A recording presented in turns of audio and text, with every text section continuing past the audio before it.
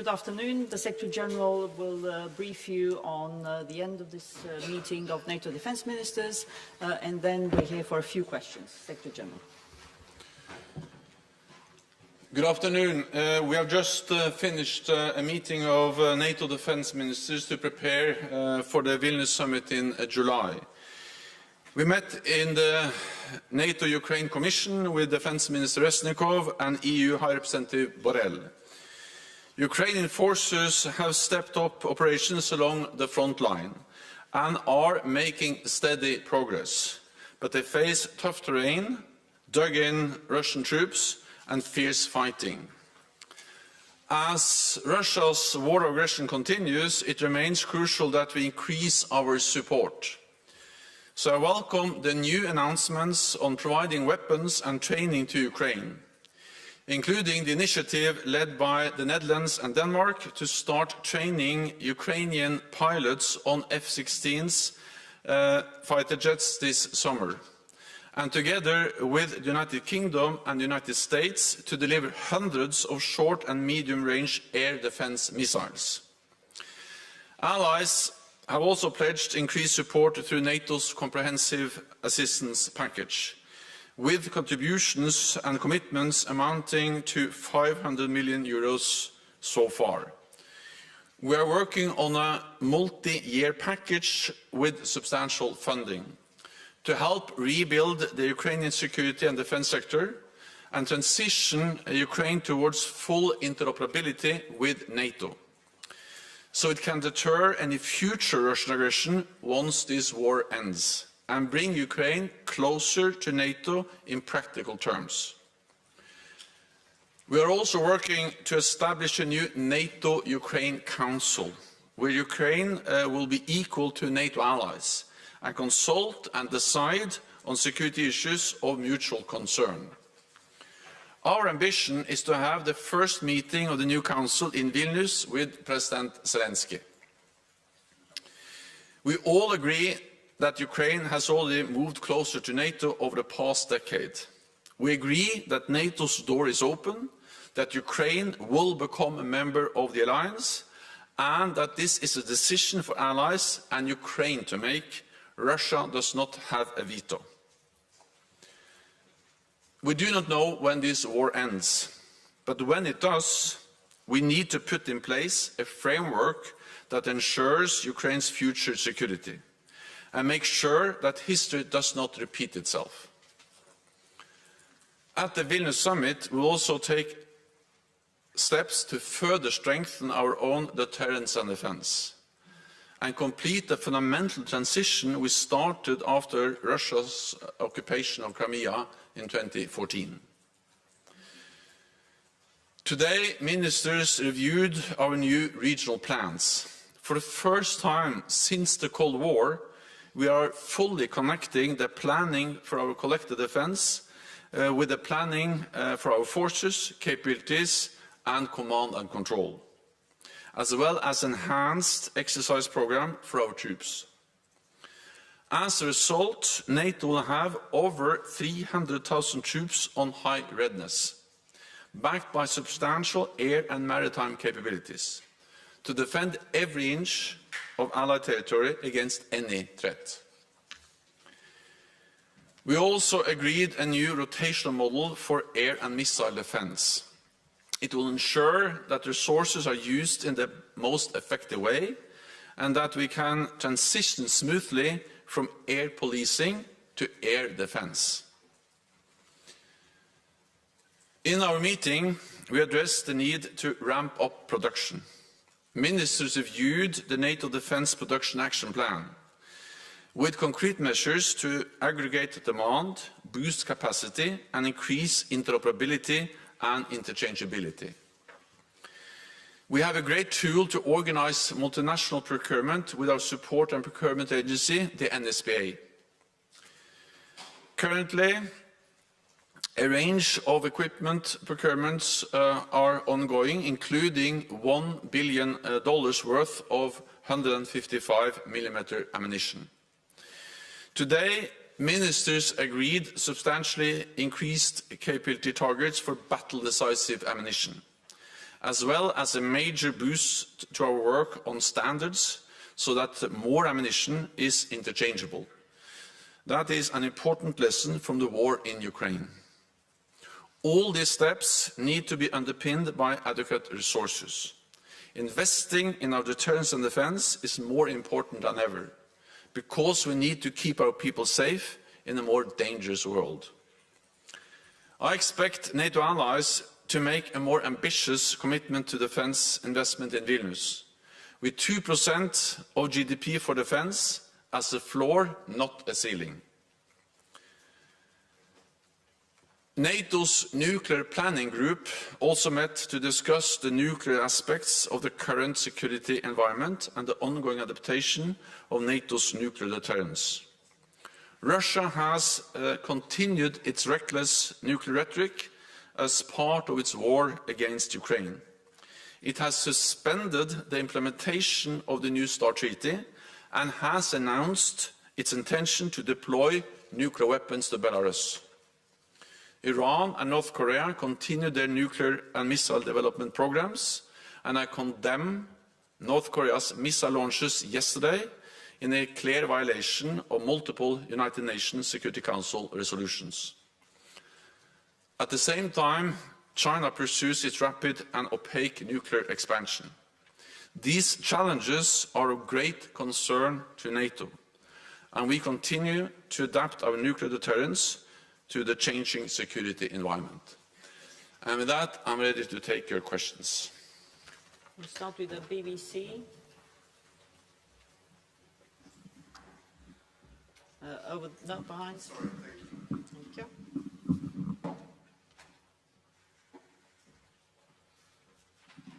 Thank you very much, Secretary General. First of all, can I just ask, you talked about the nuclear planning group and the dangerous rhetoric of Russia. Do you know for a fact whether Russia has now transferred tactical nuclear weapons to Belarus, as Belarus has claimed? And how worried should we be about that? My second question, it relates to, I mean, you've made very clear NATO is continuing to supply arms ammunition to Ukraine. At the same time, in Ukraine today are leaders of African nations who want to talk about peace. And I just wonder what you think about their efforts. They're going off to Moscow afterwards, or do you think it's just naive on their part to think they can reach any sort of agreement with President Putin, given what he's done? Thank you.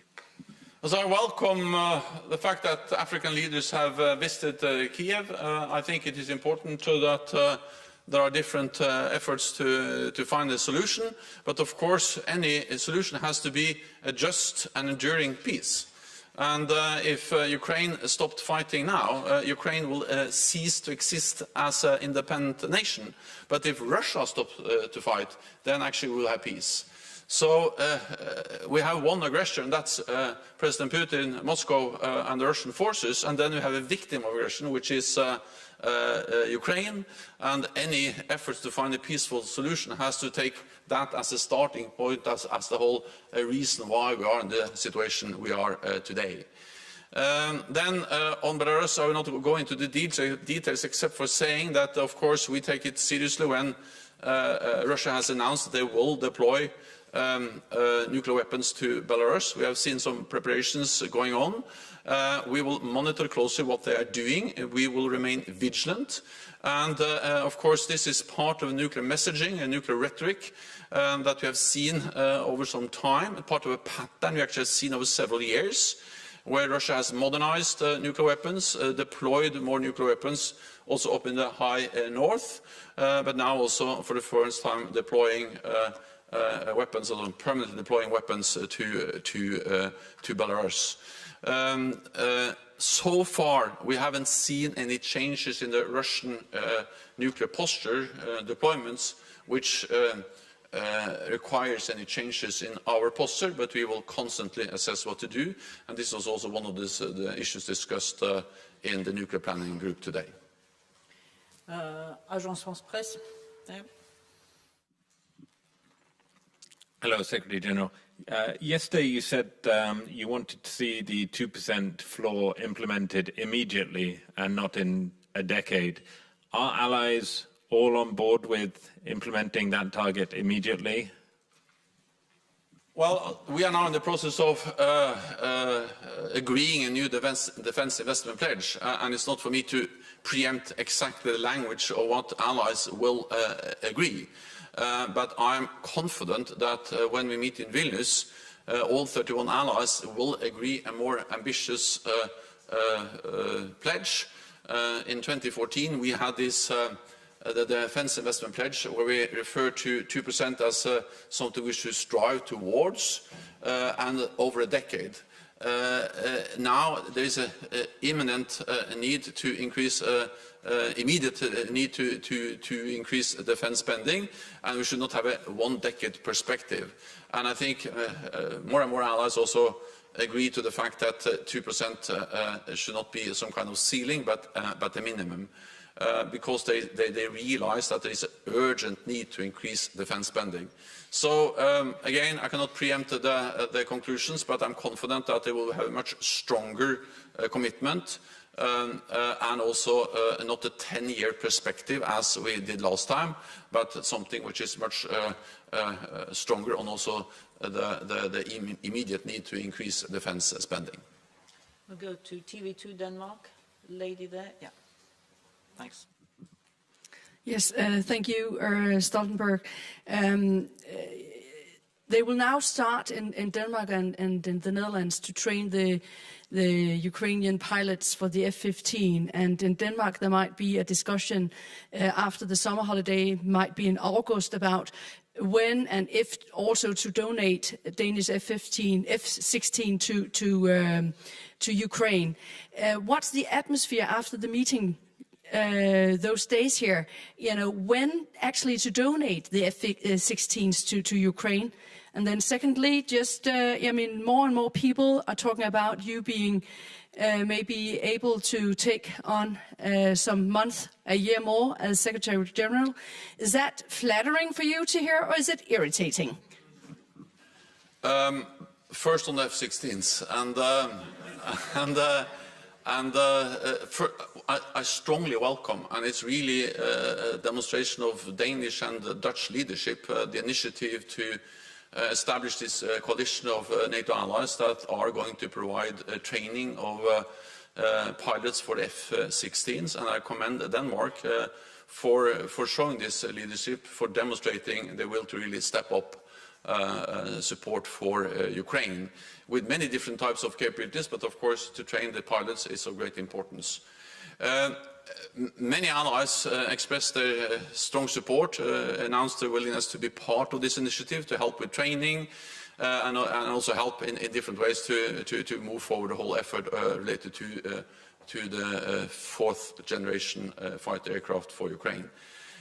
Of course, the fact that allies now are starting training means also that we then will have the possibility on short notice also to make decisions of delivering planes. Exactly when that will happen depends, of course, a bit on how long time it will take to train, and also on our constant assessments of the needs and what is the most effective way to help Ukraine. I think also we have to realize that regardless of when planes may be delivered, to help them to cope with this ongoing war aggression by Russia against Ukraine, there will also be a need for a more long-term effort when this war ends, to ensure that Ukraine has the defense capabilities to deter any future aggression. And of course then a modern air force would most likely or has to be part of that long-term effort. So this is partly about urgent need, but also partly about more long-term perspectives. Then on the issue of extension, I have nothing more to say. I don't seek any extension of my tenure as Secretary General of NATO. Reuters. Secretary General, two questions. Andrew Gray from Reuters. First, you said that today allies reviewed the regional plans. Did they approve those plans? And if not, why not? We've heard that there have been some Turkish objections to the plans as they stand. And secondly, is there a consensus emerging in your view that when Ukraine gets closer to joining NATO, it could do so without going through a membership action plan? Thank you. So we reviewed the regional plans because these are going to be a very important part of what we prepare to decide at the Vilnius summit. This meeting, the defense ministerial meeting, their main purpose was to prepare the upcoming summit and to make it possible for the leaders to make the big decisions on the big issues, the plans, the force requirements, the force model, and all those other issues. These plans are actually, of course, developed by our military commanders, Sarkar and his staff.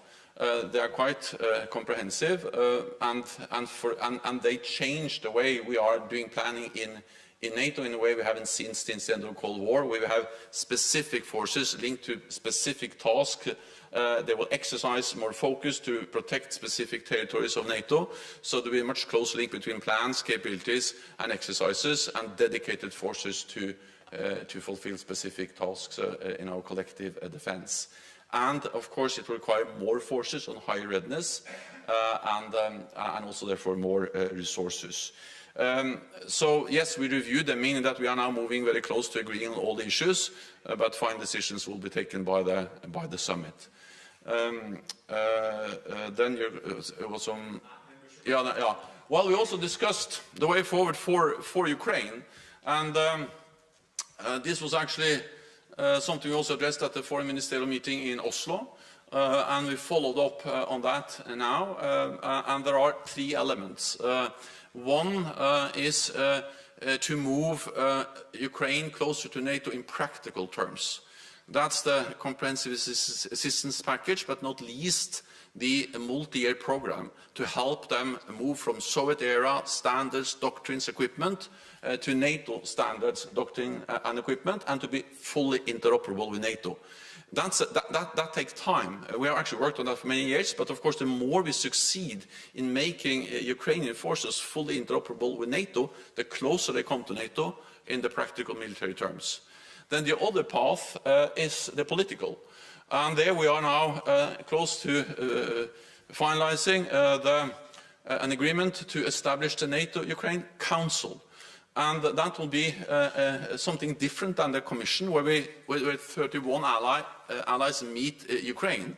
This will be a body of 32, the 31 allies and Ukraine equal, sitting around the table with the same rights and the same possibilities to consult and also make decisions together if we find that the right thing to do.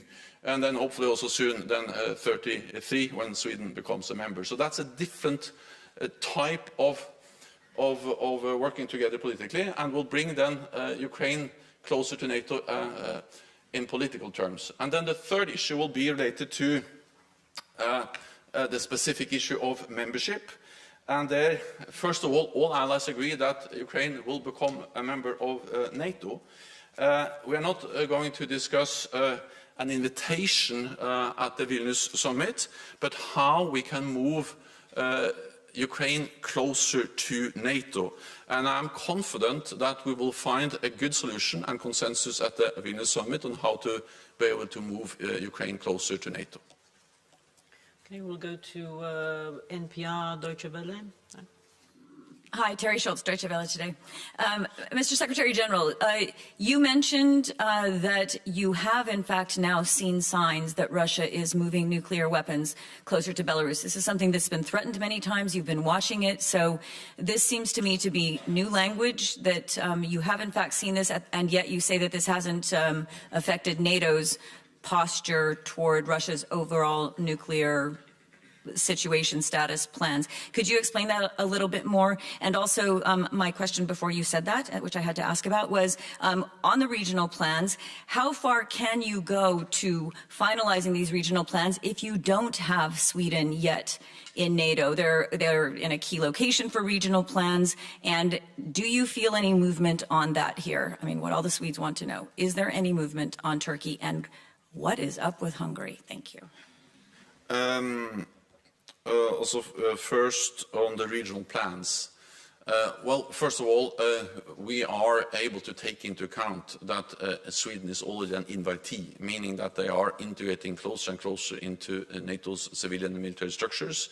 Then, of course, the full integration of Sweden into our plans will happen when we have Sweden as a full member, but there are pragmatic, practical ways to take that into account already at the stage we are now.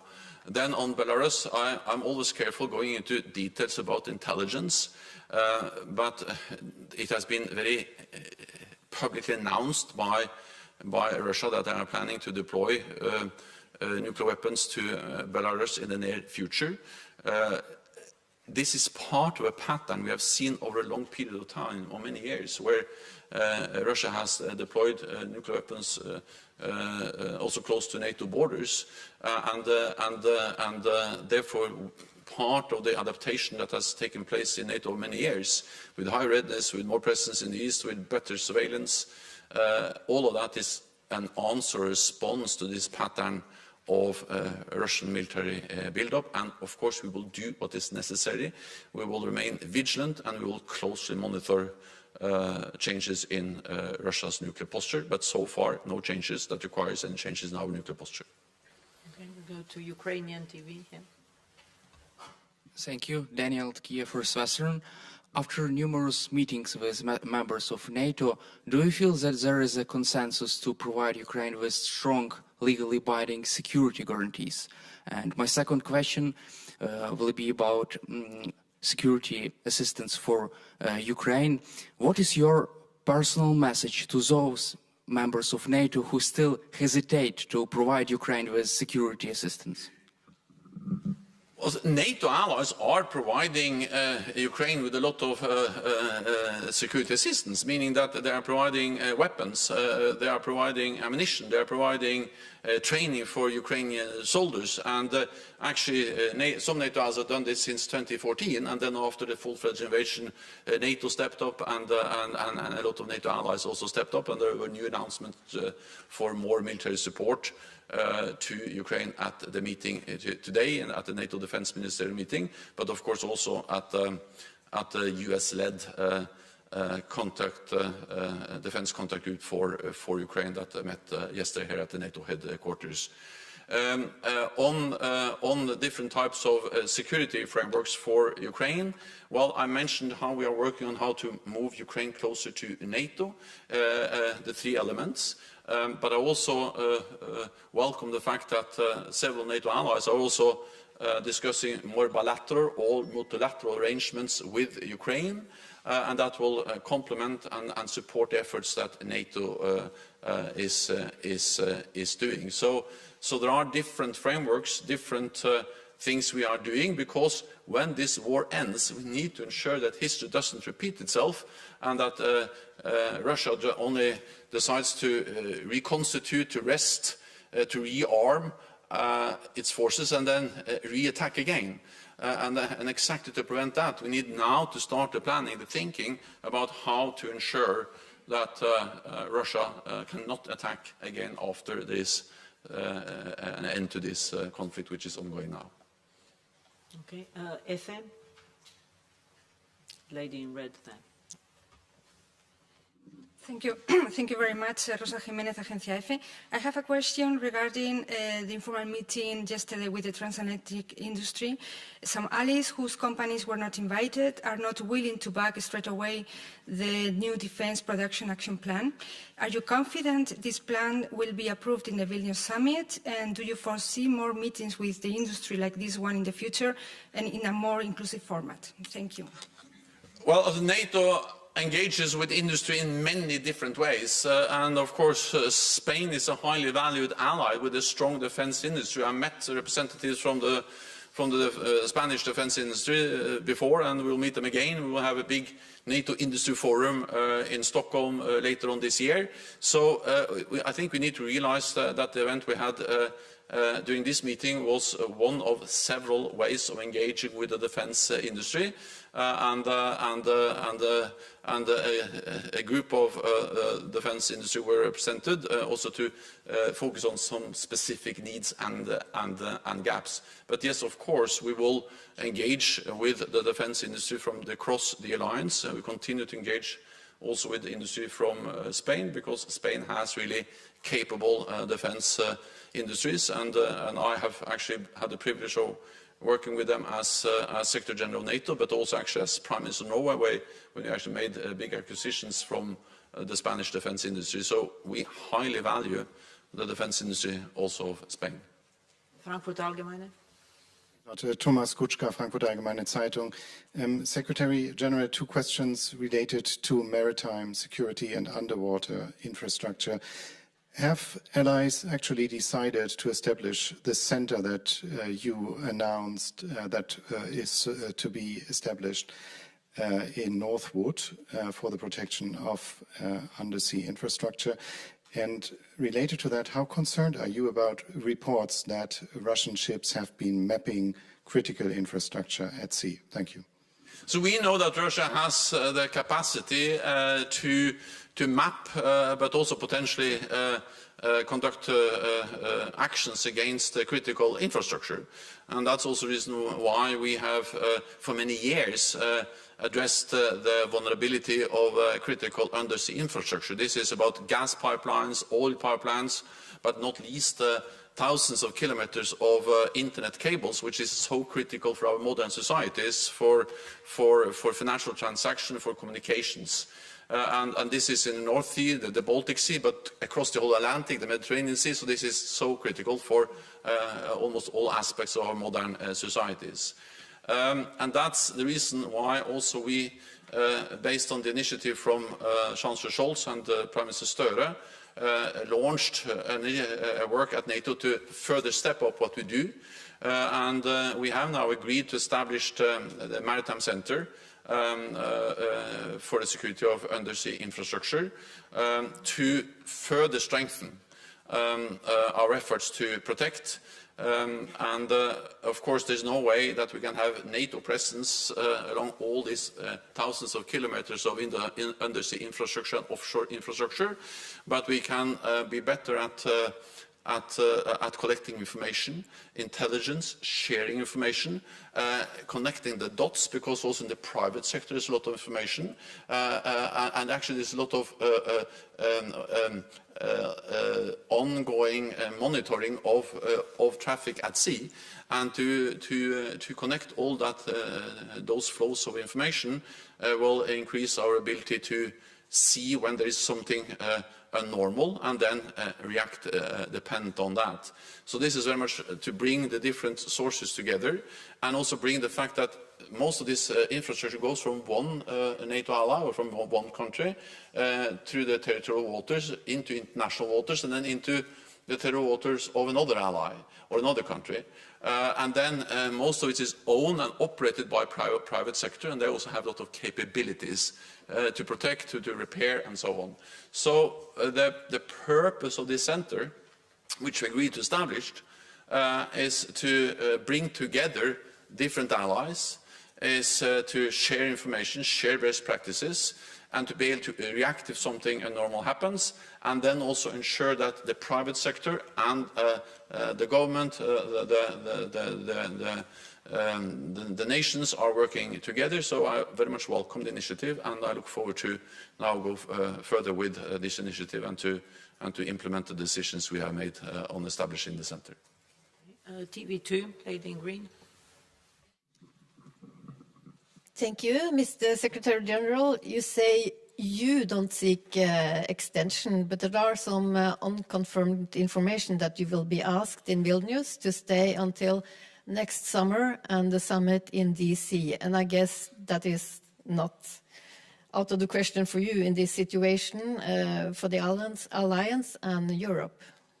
Well, I have nothing more to say about this. I have stated again and again that I don't seek extension. I have no other plans than to end my work here when my tenure ends this fall, and that's what I've said for some time now.